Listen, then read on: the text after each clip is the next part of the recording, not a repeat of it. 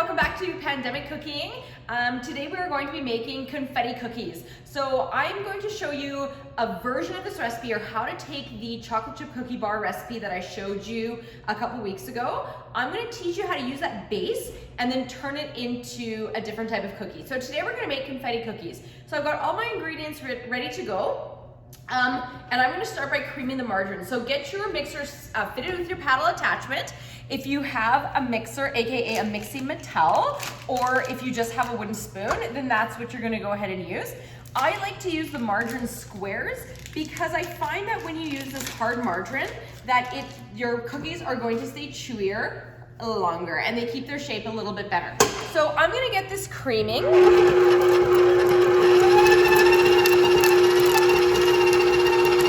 While I measure out my sugar. So my rule of thumb is 1 cup of fat, 2 cups of sugar. So for a confetti cookie, I'm going to be using white granulated sugar. So as this is creaming, I'm going to add 2 cups of white sugar. I'm going to leave my white sugar out because I might want to roll the balls in, or the cookies in white sugar before I bake them, but I haven't decided yet.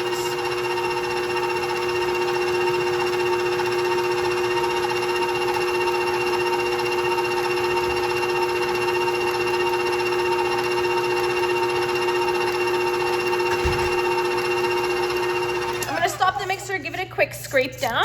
Make sure I get all that fat in there. Why we cream the fat and the sugar is because we want to incorporate a nice amount of air into it. This isn't like ride or die when we're making cookies, but when we're making cakes, this is absolutely a step that we can't mess around with. I'm gonna crack 1 egg. Let it cream. Second egg. And let it cream. While that's going, I'm going to add 2 teaspoons of vanilla extract. Perfect. Fire it up.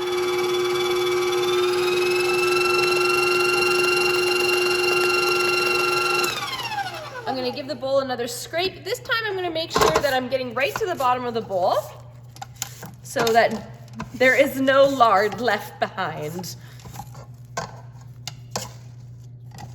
Okay, if you don't have margarine squares, you can use like a soft margarine, you could use butter, you could use shortening, you could use lard if you wanted, but for me, the margarine squares are cheap and I find that they make the best cookies.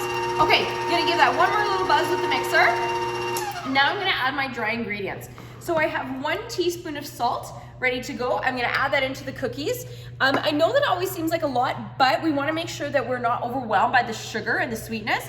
I've got 2 teaspoons of baking powder. The reason why I'm using baking powder today is because there is no acid in this recipe. So in a chocolate chip cookie, because you're adding brown sugar, you could definitely use the baking soda because that's gonna create that leavening action.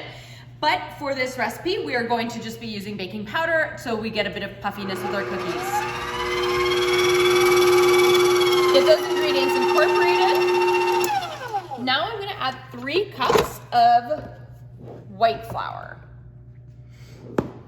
What I'm going to do is I'm going to add the first 2.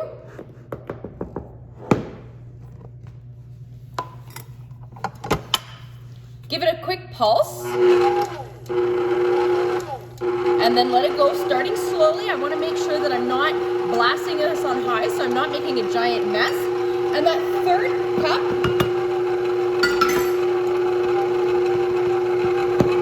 add slowly. So if you watch the cookie bar video, my rule of thumb is that I should be able to touch the cookies with my hands without them sticking everywhere.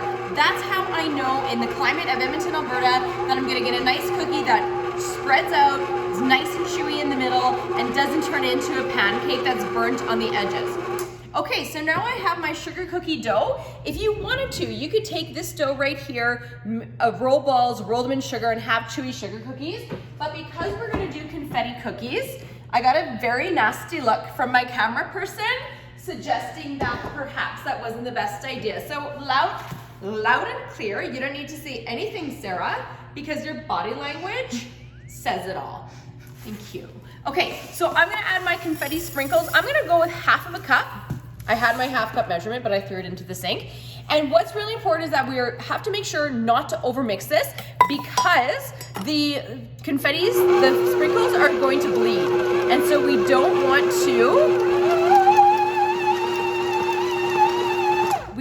them running. I feel like I could use a little bit more than that. So let's go another quarter cup, so it's a total 3/4 of a cup.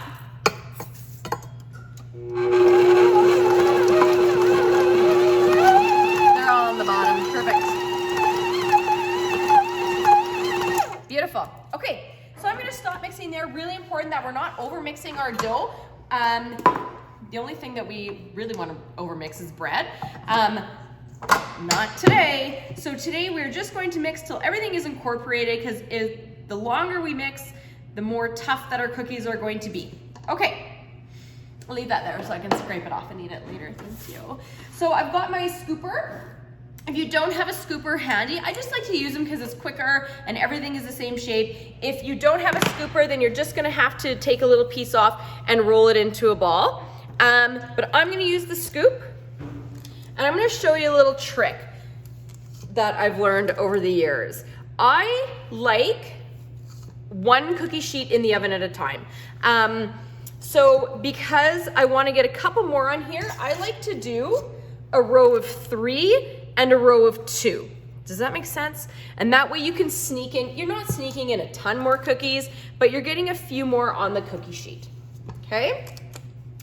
So scrape them into balls. You don't wanna like play with the dough. You don't wanna roll it around. You just wanna get them on the cookie sheet. I like an ungreased, unparchmented cookie sheet. And the reason for that is because I really like the way the bottom of the cookie sheet and the aluminum cooks the bottom of the cookies. It is gonna add that nice crispness at the bottom and maintain a nice chewy center. If you wanna use parchment paper, you can. In my opinion, in a recipe like this, it's not going to make that big of a difference. Okay, so I got 13 on this cookie sheet, real big numbers here. So I'm gonna pop this into the oven for about 10 minutes and I'll come back when they're done. Bye. Hi everyone, welcome back. The cookies have been in the oven for about 11 to 12 minutes. They did need a minute or 2 longer, just because I think they're a little bit bigger than I'm used to making. So I'm gonna take them out, and this is what they look like coming from the oven. Now, one might say that they look a little undercooked, but I want to tell you that this is where you just need to trust me, okay? Now, pan up. Okay. I am panning up. Okay. What you're looking for is this. You're looking for these cracks on top of the cookies, right? You see them? That is exactly what you're looking for. I'm not gonna peek underneath because right now the cookies are a bit too soft. But I'm really happy with the way they turned out. They've gotten a little bit darker in color, and you're gonna see in a moment they're gonna be a little bit darker on the bottom. That's that coloring of the aluminum pan cooking the sugar, right? So you wanna let them set for a couple minutes before you start moving them around. I'm gonna flip that one for you, but you're looking for a little bit more golden color, and then once these cool, they're gonna set and they're gonna stay chewy in the middle, okay? So that's what you're looking for. Use the margarine, cracked on top, and you're gonna have a chewy cookie. So store them in an airtight container for the next, I don't know, week. They're gonna be really great. Yeah, let me know what you think. I'll put the recipe in the comments. This is my very own invention, so I hope that you love it. And make sure to smash that subscribe button and share our videos and make our recipes and let us know how you do. Okay? Take care. Bye.